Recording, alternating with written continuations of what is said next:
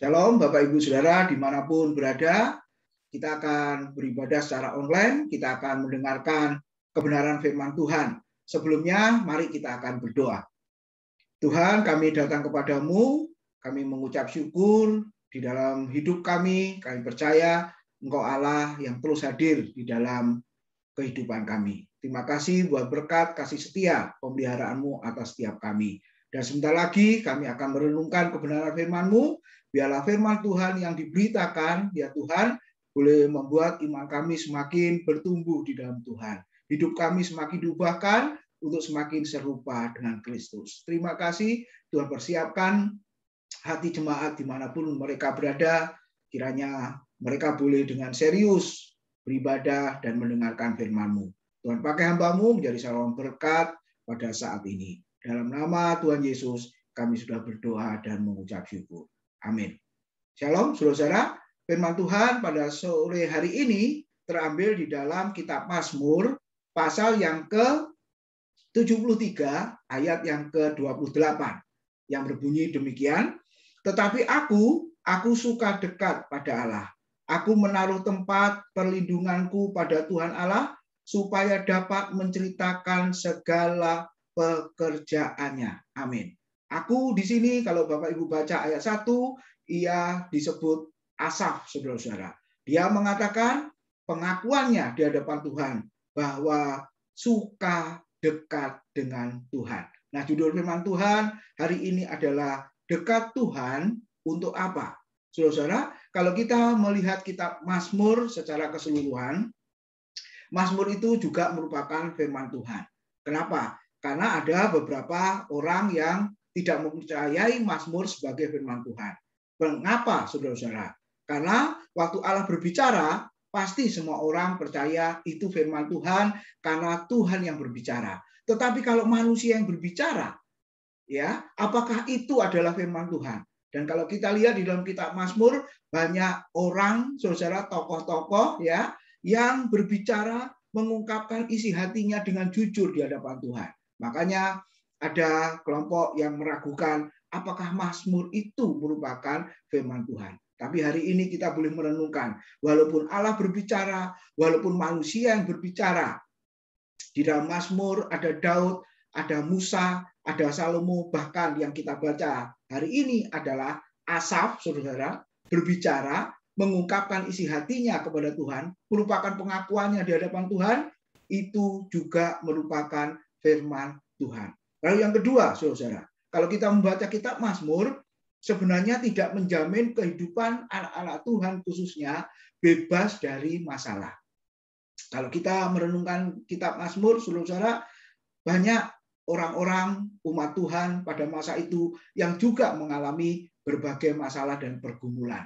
Seolah-olah Tuhan tidak menolong, Tuhan seolah-olah diam, sehingga kita bisa melihat di Mazmur 22 khususnya, Raja Daud mengaku, Allahku, Allahku, mengapa engkau meninggalkan aku? Bahkan dia melihat ketika umat Israel di padang gurun, mereka berdoa, Tuhan mendengar. Tapi Daud sendiri ketika berdoa, saudara, Tuhan mengabaikan, seolah-olah Tuhan tidak mendengar.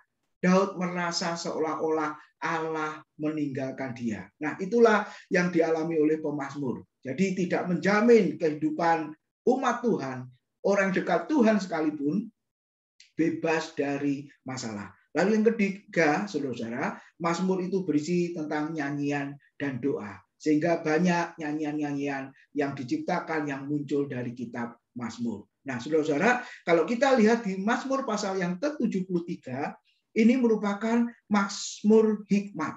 Kalau kita lihat ada 8 jenis kitab Mazmur. Yang pertama ada Mazmur ratapan. Nah, ini biasanya mengungkapkan penderitaan atau pergumulan pribadi sang pemazmur dengan Tuhan. Yang kedua ada Mazmur ucapan syukur atas pertolongan Tuhan. Ada Mazmur pujian, itu yang ketiga, saudara-saudara, sehingga mereka mengungkapkan isi hati saudara kepada Tuhan dan dibentuklah nyanyian atau pujian. Dan juga ada yang keempat, Mazmur keselamatan. Saudara, apa yang telah diperbuat Tuhan terhadap umatnya. Nah, itu yang dikisahkan di dalam kitab Mazmur. Juga yang kelima ada Mazmur perayaan atau pengukuhan, terutama tentang perjanjian, atau Mazmur Raja, Bapak Ibu. Yang keenam ada Mazmur Hikmat. Nah, ini memuji hikmat dan kehidupan yang bijaksana. Nah, ada di dalam Mazmur 36, 37, 73 yang kita baca, yang kita renungkan hari ini, 112, 127, 128, dan 133. Semuanya itu merupakan Mazmur hikmat. Lalu yang keenam ada Mazmur nyanyian iman, dan yang ke-8, saudara, itu tadi yang ke-7 ya. Yang ke-8 ada Mazmur kutukan, saudara. Nah, sekarang kita akan melihat di dalam Mazmur 73 itu dikatakan kelompok Mazmur hikmat. Dan di dalamnya dituntut untuk hidup bijaksana. Asaf, siapakah dia? Kalau kita lihat, saudara, seorang ahli musik dari suku Lewi, penyanyi utama dengan memakai ceracap ketika tabut dibawa ke Yerusalem. Bapak Ibu bisa baca di 1 Tawarik 15 ayat 17 dan 19. Dan juga dia diangkat oleh Daud sebagai kepala paduan suara dalam ibadah. Ada di 1 Tawarik 16 ayat 4 dan 5. Dan yang terakhir sebagai penulis Mazmur yang digunakan Hizkia dalam memulihkan ibadah di Bait Allah yang tertulis di 2 Tawarik 29 ayat yang ke-30. Nah, saudara-saudara, Asaf tadi berkata, tetapi aku suka dekat dengan Allah. Saudara-saudara, kata lain dari suka itu apa? Saudara-saudara, ya, hobi atau keinginan. Nah, mungkin secara umum kita suka dengan jalan-jalan, saudara, luar kota, luar pulau, mungkin sampai juga ke luar negeri ya. Lalu jalan-jalan di nuansa pantai, di gunung-gunung dan lain sebagainya. Kalau dalam konteks kota, saudara, jalan-jalan dari mall satu ke mall yang lain. Tetapi apakah kesukaan kita di dalam waktu setahun terakhir ini, Bapak Ibu Saudara, terlaksana?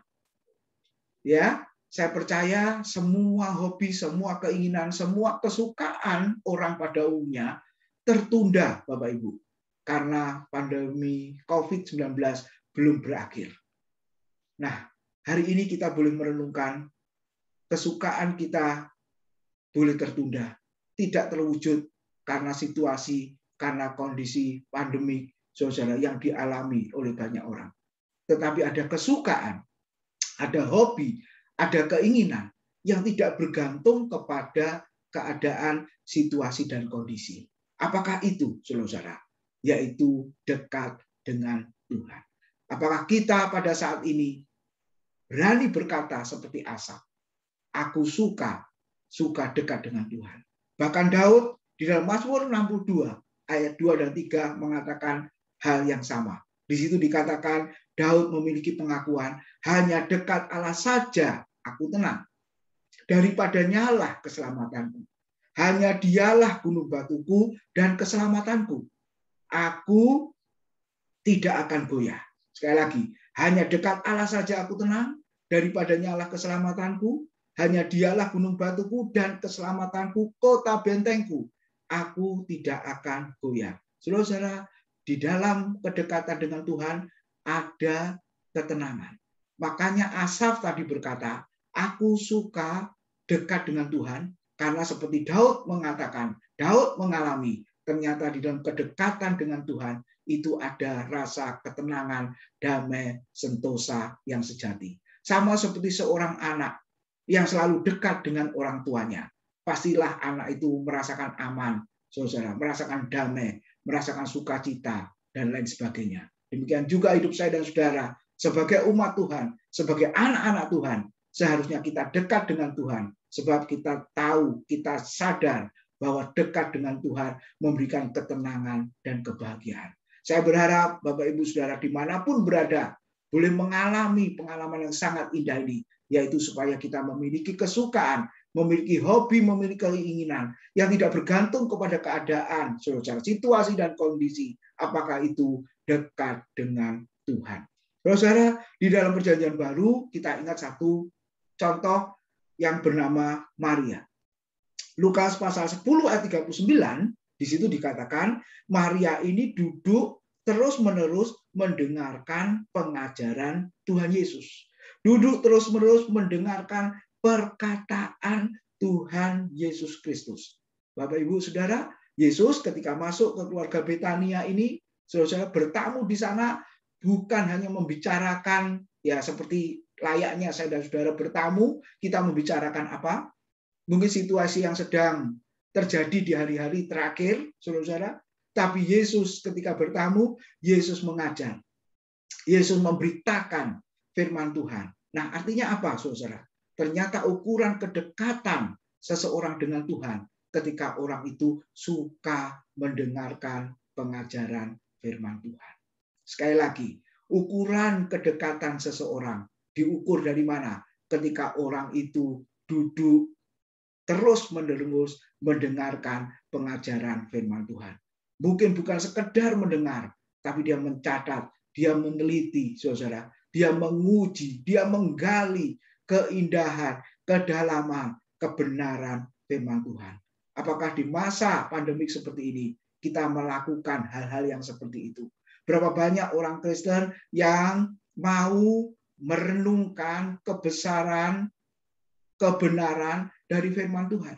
Karena di situ kita mendapati kemuliaan Kristus, kemuliaan salib Kristus, saudara. Kita bisa melihat kasih Tuhan yang dicurahkan kepada orang berdosa. Ketika saya dan saudara merenungkan, mendengarkan, meneliti, akhirnya kita akan takjub bahwa isi kedalaman dari firman Tuhan semuanya membicarakan tentang Kristus yang mengasihi saya dan saudara yang adalah orang berdosa. Berapa banyak orang Kristen suka dengan khotbah jenis pengajaran. Lalu, saudara, contoh yang kedua. Kita lihat di dalam Markus pasal 9 ayat yang kelima, di situ dikisahkan tentang 3 murid Yesus yang diajak, saudara, di atas gunung, yaitu Petrus, Yakobus, dan Yohanes. Saudara, di atas gunung mereka melihat kemuliaan Tuhan, mereka merasa dekat dengan Tuhan, sehingga salah satu murid yang namanya Petrus berkata seperti ini, Rabi atau guru artinya, betapa bahagianya kami berada di tempat ini. Saudara, ini satu pengalaman yang luar biasa. Kalau Daud, Asaf, pemazmur yang lain, ketika dekat dengan Tuhan, merasa damai sejahtera, merasa sukacita. Kenapa? Karena Tuhan dianggap, dipercaya, dialami sebagai kota benteng, kota keselamatan, kota perlindungan, sehingga kalau masuk di sana merasakan tenang, merasakan damai, saudara. Demikian juga murid Tuhan, Petrus berkata, betapa bahagianya kami berada di tempat ini. Betapa indahnya kami dekat dengan Tuhan. Sampai Petrus berkata, Guru, maukah engkau kami dirikan 3 kemah? 1 untuk engkau, 1 untuk Musa, 1 untuk Elia. Karena saat itu Yesus berubah rupa, artinya menunjukkan kealahannya, saudara, dan para murid mengalami semuanya itu. Jadi, saudara, benar ketika orang Kristen, orang percaya, mengalami kedekatan dengan Tuhan, dia akan mengalami sukacita dan bahagia. Sama seperti seorang anak yang dekat dengan bapaknya, anak itu merasa aman, merasa damai, merasa sukacita. Demikian juga saya dan saudara, kalau kita dekat dengan Tuhan, pastilah kita merasakan damai, sukacita, dan bahagia. Tetapi, saudara, kebahagiaan, kedamaian, apakah kita miliki sendiri? Banyak orang mengalami dekat dengan Tuhan, dinikmati sendiri, saudara, dialami sendiri. Tetapi apa yang dikatakan oleh firman Tuhan? Di dalam Mazmur tadi, Asaf berkata di bagian yang terakhir, aku suka dekat dengan Tuhan, tujuannya supaya aku dapat menceritakan segala pekerjaannya. Jadi saudara-saudara, kita bisa melihat ketika sudah dekat dengan Tuhan, Tuhan memiliki tujuan. Kenikmatan, sukacita, kebahagiaan tidak kita alami sendiri, tetapi harus kita bagikan kepada orang lain. Yesus dengan ketiga muridnya tidak terus di atas gunung. Para murid mengalami sukacita, saudara-saudara, di atas gunung tidak, saudara-saudara. Tapi ayat berikutnya mengatakan Yesus mengajak ketiga muridnya untuk turun dari gunung itu. Mengapa, saudara? Karena di bawah ternyata ada orang yang perlu pertolongan. Coba kita lihat Markus 9 ayat 17 dan 18 dikatakan.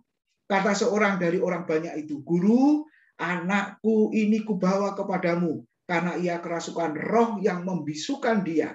Dan setiap kali roh itu menyerang dia, roh itu membantingkannya ke tanah, lalu mulutnya berbusa, giginya berkertakan, dan tubuhnya menjadi kejam. Aku sudah meminta kepada murid-muridmu, khususnya yang lain, saudara, supaya mereka mengusir roh itu, tetapi mereka tidak dapat. Jadi, para murid tidak dapat menolong orang yang dikatakan kerasukan roh yang menyebabkan orang itu bisu. Makanya Yesus dengan Petrus, Yakobus, dan Yohanes harus turun dan akhirnya menolong orang yang perlu ditolong, orang kerasukan roh yang menyebabkan bisu itu tadi. Saudara-saudara, kisah ini boleh mengingatkan setiap kita. Kita harus dekat dengan Tuhan. Sehingga kita mengalami kedamaian, sentosa, bahagia. Tetapi perasaan, pengalaman itu tidak kita nikmati sendiri, tetapi harus kita bagikan kepada orang lain. Supaya kita dapat menceritakan segala pekerjaan yang Tuhan sudah lakukan dalam hidup kita. Saudara-saudara, apakah itu? Tuhan sudah menyelamatkan kita. Tuhan sudah mengampuni dosa kita. Tuhan sudah menebus dosa-dosa kita. Seharusnya kita yang harus mati binasa karena dihukum karena dosa-dosa kita. Tetapi Tuhan sudah mengampuni dosa. Bukankah itu merupakan pengalaman, saudara, sehingga kita bisa berdamai dengan Tuhan, sehingga kita bisa bersekutu lagi dengan Tuhan. Betapa indahnya hubungan yang sudah dipulihkan itu. Oleh sebab itu, keindahan, kenikmatan, kebahagiaan yang sudah diselesaikan, didamaikan, saudara, ya, dipulihkan oleh Tuhan kepada Bapa di surga, kita boleh beritakan, ceritakan kepada orang lain. Nah, biarlah firman Tuhan sore ini mengingatkan akan panggilan setiap kita, dimanapun kita berada, harus dekat Tuhan. Dan yang kedua, kita harus menceritakan kebahagiaan, sukacita, kedamaian kepada orang lain. Bahwa hidup di dalam Kristus, saudara, adalah hidup yang dikuatkan oleh Tuhan, yang ditolong oleh Tuhan di dalam menghadapi segala apapun. Tuhan memberkati. Mari kita berdoa. Terima kasih buat kebenaran firman-Mu pada hari ini. Engkau boleh mengingatkan setiap kami supaya kami terus dekat dengan Tuhan. Engkau ampuni kami ya Tuhan. Kalau seringkali kami jauh dari Tuhan karena kesalahan dan dosa kami menyebabkan kami jauh dari Tuhan. Tapi firman Tuhan hari ini boleh mengingatkan kami. Roh Kudus boleh bekerja, menarik kami kembali, membawa kami kembali untuk datang kepada Tuhan. Dan ketika kami datang kembali kepada Tuhan, hubungan kami dipulihkan oleh Tuhan. Kami boleh mengalami kedamaian, sejahtera, bahagia. Dan setelah kami mengalami semuanya itu, tidak kami nikmati sendiri ya Tuhan, tapi kami boleh bagikan kepada orang lain. Engkau terus memakai kami, dimanapun kami berada, menjadi berkat bagi orang lain. Terima kasih Tuhan, dalam nama Tuhan Yesus, kami sudah berdoa dan mengucap syukur. Amin. Tuhan memberkati.